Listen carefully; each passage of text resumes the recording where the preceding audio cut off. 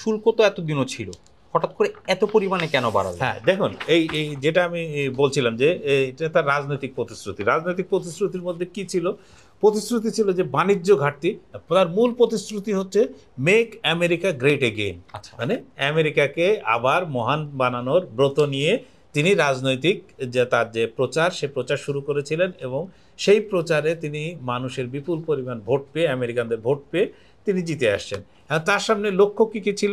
একটা হচ্ছে যে বাণিজ্য ঘাটতি কমানো, একটা হচ্ছে যে জাতীয় নিরাপত্তা, একটা হচ্ছে যে রুদ্ধদ্বার অর্থনীতি, আমি এটাকে বলি, যেটা ওপেন মার্কেট ইকোনমি বা মুক্তবাজার অর্থনীতি বলে পরিচিত।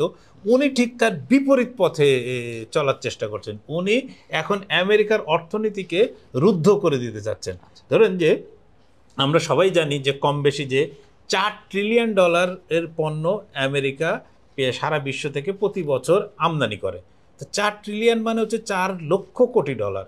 এর সঙ্গে যদি আপনি এখনকার বাজার দরেও আপনি যদি এই টাকা দিয়ে গুণ করেন, সে টাকা এমন অঙ্কে পৌঁছাবে যেটা আমাদের হিসাবের বাইরে।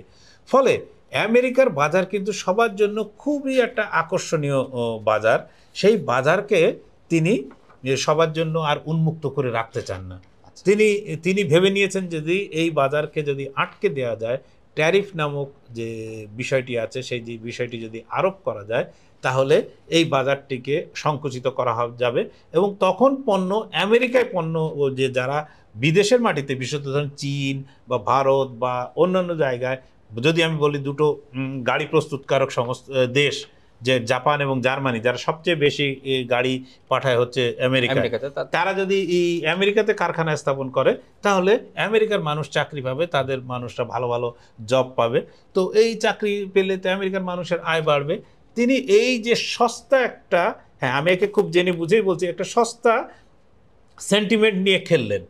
যে সেন্টিমেন্ট দিয়ে তিনি কতটা সফল হবেন এই মুহূর্তে বলা কঠিন, কিন্তু তিনি এই সেন্টিমেন্টকে ব্যবহার করলেন। তার রাজনৈতিক প্রতিশ্রুতিও এটা ছিল এবং তিনি সেটিকে বাস্তবায়ন করার একটা চেষ্টা তিনি করে যাবেন।